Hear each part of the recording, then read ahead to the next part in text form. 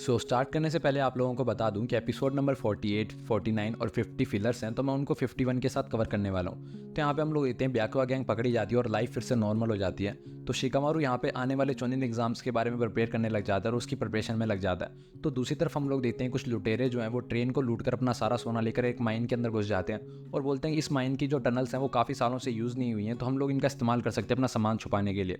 तभी उन लोगों को एक अजीब सा मॉन्स्टर सा दिखाई देता है और वो लोग काफ़ी ज़्यादा डर जाते हैं और वहाँ से भागने की कोशिश करते हैं। तो दूसरी तरफ हम लोग देखते हैं बोरुटो वगैरह मिशन कंप्लीट करके आते हैं। तो बोरुटो बोलता है मैं तो बर्गर खाने चलता हूँ, चलो चलो मेरे साथ चलो। तो यहाँ पे हम लोग होते हैं कुछ बच्चे उनकी टीम की चुगली कर रहे होते हैं और बोलते हैं इनकी टीम कितनी ज़्यादा लकी है ना, अभी तक इन्होंने एक भी मिशन फेल नहीं किया, इनको जरूर बहुत सारे आसान मिशन मिलते होंगे।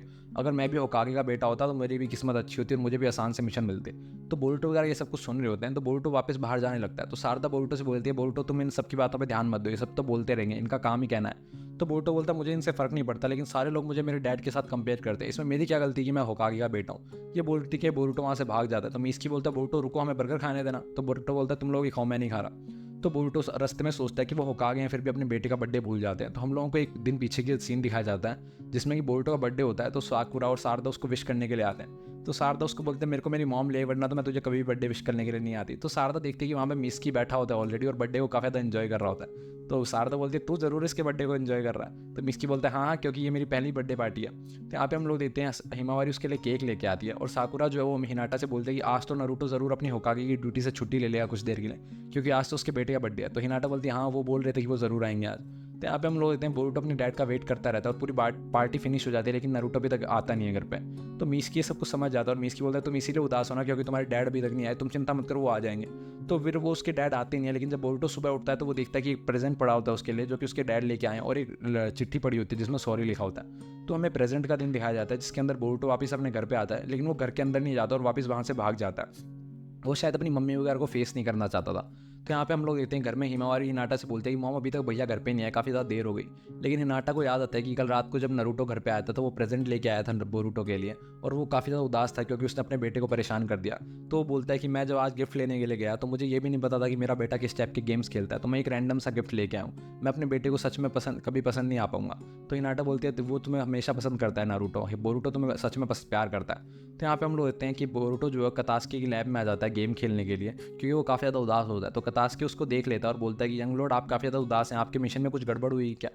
तो बोरुटो बोलता है नहीं ऐसी कोई बात नहीं है, लेकिन सारे जो बड़े लोग हैं वो मुझे अंडर एस्टिमेट करते हैं और मुझे बच्चा समझते हैं। तो कतास्की बोलते हैं ऐसी कोई बात नहीं है, लेकिन मुझे लगता है कुछ जो लोग हैं वो आपसे जेलस हैं क्योंकि आप काफ़ी ज़्यादा टैलेंटेड हो और आपकी जो स्ट्रेंथ है वो काफ़ी ज़्यादा है, तो वो लोग आपको अप्रिशिएट नहीं कर पाते, वो लोग आपसे जलते हैं और फिर वो लोग बहाने बनाते हैं कि आप होकागे के बेटे हो या फिर आप बहुत ज़्यादा लकी हो या फिर आपको आसान से मिशन मिलते हैं, वो लोग ऐसे ही करते रहते हैं। तो बोरुटो बोलता है लेकिन कौन सा होकागे होगा जो अपने बेटे का बर्थडे भूल जाए, मुझे पसंद नहीं है ऐसा होकागे डैड। तो कतास्की बोरुटो को एक गिफ्ट देता है, बोलता है ये साइंटिफिक निंजा टूल है और मैं आपके बर्थडे पे ये गिफ्ट नहीं दे पाया तो मैं लेट हूँ, लेकिन मैं आपको गिफ्ट देना चाहता हूँ, ये आपके मिशन में बहुत ज़्यादा काम आएगा। तो बोरुटो गिफ्ट लेकर घर पे आ जाता है। तो वो देखता है कि हिमावारी कैलेंडर पे कुछ मार्क्स सा बना रही होती है। तो बोरुटो हिमावारी से पूछता है कि तुम क्या कर रही हो। तो हिमावारी बोलती है क्योंकि डैड आपका भी बर्थडे भूल गए थे, तो मैं नहीं चाहती डैड मेरा बर्थडे भूल जाए, इसलिए मैं कैलेंडर पे एक मार्क बना रही हूँ अपने बर्थडे की डेट पे, ताकि डैड जो मेरे बर्थडे पे आ जाए।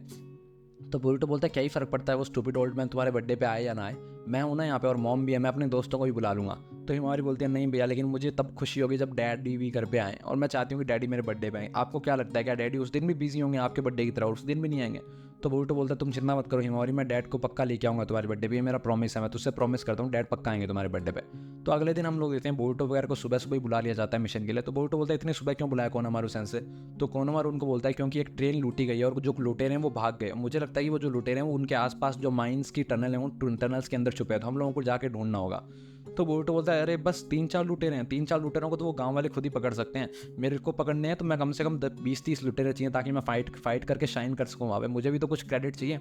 तो दूसरी तरफ हम लोग देखते हैं शिकामारू नारुतो से बोलता है कि हमें तीसरा रूम मिला है कागुया का, जो कि कागुया से रिलेटेड हो सकता है। तब हम लोगों को एक रूम दिखाया जाता है जिसके अंदर एक अजीब सा मार्क बना है जो कागुया से रिलेटेड है। तो नारुतो बोलता है मैं खुद जाके उन रूम्स की चेक करूंगा, क्या पता उनके अंदर वाइट जस्टू और भी हो या फिर कोई और भी विलन हो। तो शिकामारू बोलता है तुम्हें घर पे जाना चाहिए, तुम काफ़ी दिनों से घर पे नहीं हो। तो बोरुटो बोलता है मैं विलेज का होकागे हूँ, घर पे तो मैं कभी भी जा सकता हूँ। तो नारुतो अपने वापस मिशन पे जा रहा होता है, तभी उसको दिखता है कि बोरुटो की टीम वहाँ पे खड़ी होती है। तो बोरुटो शारदा और मिस्की से बोलता है तुम लोग आगे जाओ, मुझे अपने स्टूपिड ओल्ड मैन से कुछ बात करनी है। तो यहाँ पे नरूटो जो है वो बोरुटो से माफ़ी मांगता है कि मुझे माफ़ कर दो क्योंकि मैं अब तुम्हारे बर्थडे पे नहीं आ पाया। तो बोरुटो बोलता है मुझे फ़र्क भी नहीं पड़ता, मुझे आपसे कुछ ज़्यादा उम्मीद भी नहीं थी क्योंकि मुझे पता था आप हमेशा बहाना बना सकते हो कोई। लेकिन मैं आपको बता दूं कि आपके लिए अच्छा तभी होगा कि अगर आप हिमावारी के बर्थडे पे आ जाओ, क्योंकि हिमावारी बच्ची है, वो ये सब कुछ नहीं समझती। तो नरूटो थोड़ा स्माइल करता है और बोरुटो के सर पे हाथ रख के बोलता है तुम चिंता मत करो, मैं ज़रूर आऊँगा हिमावारी के बर्थडे पे। तो यहाँ पे हम लोग देखते हैं बोरुटो वगैरह जो उन माइंस के पास पहुँच जाते हैं कोनामारू के साथ में।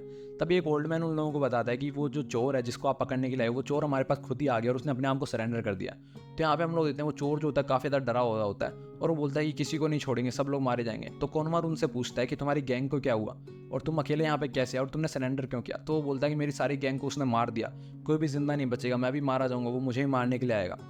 उस मॉन्स्टर ने हमारी पूरी गैंग को मार दिया, वो मॉन्स्टर है मॉन्स्टर, वो तुम्हें भी जिंदा नहीं छोड़ेगा। तो कोनोमारू बोलता है कि हम लोगों को खुद जाके माइंड में चेक करना होगा क्योंकि मुझे नहीं लग रहा है ये कुछ भी सच बोल रहा है, ये दिमाग से खराब हो चुका है शायद। तो ये वो बंदा बोलता है कि वो वाइट कलर का मॉन्स्टर है, वो आ जाएगा तुम्हें मारने के लिए। तो यहाँ पे कोनोमारू को कोई बात टिक करती है। तो यहाँ पे हम लोग देखते हैं वो लोग माइंड के बाहर आ जाते हैं। तो मीस्की बोलता है कि वो वाइट मॉन्स्टर की बात कर रहा था, मुझे नहीं समझ में आ रहा क्या था। तो कोनोमारू उनको बोलता है तुम लोग ध्यान रखना, कोई भी आसपास से कहीं से भी अटैक हो सकता है। तभी शारदा बोरुटो से बोलते हैं कि तुम बोरुटो कुछ अजीब अजीब सा लग रहा है, तुम तेरी डैड के साथ कोई लड़ाई हुई थी क्या। तो बोरुटो बोलता है मुझे नहीं अच्छा लगता जब मेरे डैड अपने काम का बहाना बनाते हैं और घर पे नहीं आते, बाकी सब तू छोड़, मैं तुझे कोई बाद में बताऊंगा। तो लोग एकदम केव के बीच में आ जाते हैं। तो कोनोमारू उनको बोलता है बिल्कुल ध्यान रखना, यहाँ पे कोई भी निंजा छुपा हुआ हो सकता है। तभी हम लोग देखते हैं मिस्की को उसके साथ ही लुटेरों की डेड बॉडी मिलती है। तो मिस्की बोलता है मुझे लगता है कि इनको काटा गया है। तो कोनोमारू को 2 और डेड बॉडी मिलती है। तो कोनोमारू बोलता है मुझे लगता है इनको इलेक्ट्रिक शॉक से जलाया गया। तभी मिस्की को वहाँ पे फुटप्रिंट्स दिखते हैं। तो मिस्की बोलता है कि उधर की साइड से शायद कोई भागते हुए आया था। तो कोनोमारू उन फुटप्रिंट्स को देखता है और देखता है कि ये फुटप्रिंट्स जो है बहुत बड़े नॉर्मल इंसान के फुटप्रिंट्स हैं। तो मिस्की को वो बोलते हैं कि हम लोगों को ध्यान रखना होगा, ये फुटप्रिंट्स काफ़ी ज़्यादा बड़े हो सकते हैं। तो दूसरी तरफ कोनोमारू बोलता है कि अब हम लोगों को ध्यान रहना होगा क्योंकि हो सकता है कि हम लोगों को बैटल के लिए तैयार रहना चाहिए। तो कोनोमारू वगैरह उस फुटप्रिंट्स का पीछा करने लगते हैं। तभी हम लोग देखते हैं कि वहाँ पे एक स्टोन पे वो वैसा ही मार्क बना होता है जैसा कि कागुया से जुड़े हुए रूम पे बना हुआ होता है। तो कोनोमारू यहाँ पे देखता है कि वो फुटप्रिंट्स जो है वो बंद हो गए। तो कोनोमारू बोलता है शायद हम लोगों को ट्रैप के अंदर फंसा लिया गया, शायद ये फुटप्रिंट्स हम लोगों को ट्रैप के अंदर फंसाने के लिए बनाए गए थे। तो कोनोमारू बोलता है जब सब लोग अपने सराउंडिंग्स पर नजर रखोगे, हम पे कहीं से भी अटैक हो सकता है और आसपास जो बहुत भयानक भयानक आवाज़ें आने लग जाती हैं। तभी कोनोमारू ऊपर की तरफ देखता है और ऊपर से एक मॉन्स्टर आके उन पर जंप मार देता है। तो कोनोमारू उस मॉन्स्टर के अटैक को झेल लेता है और पीछे हट जाता है। तो यहाँ पे हम लोग देखते हैं हम लोगों को सिर्फ आंखें दिखाई दे रही होती हैं और उन आंखों के पास एक चमकता हुआ चेहरा दिखाई दे रहा होता है व्हाइट कलर का। तो कोनोमारू पहचान जाता है और बोलता है व्हाइट जेसू, ये लोग यहाँ पे क्या कर रहे हैं और इनका यहाँ पे क्या काम। और इसी के साथ एपिसोड खत्म हो जाता है। अगले एपिसोड के लिए बने रहिए हमारे साथ, तब तक के लिए बाय बाय।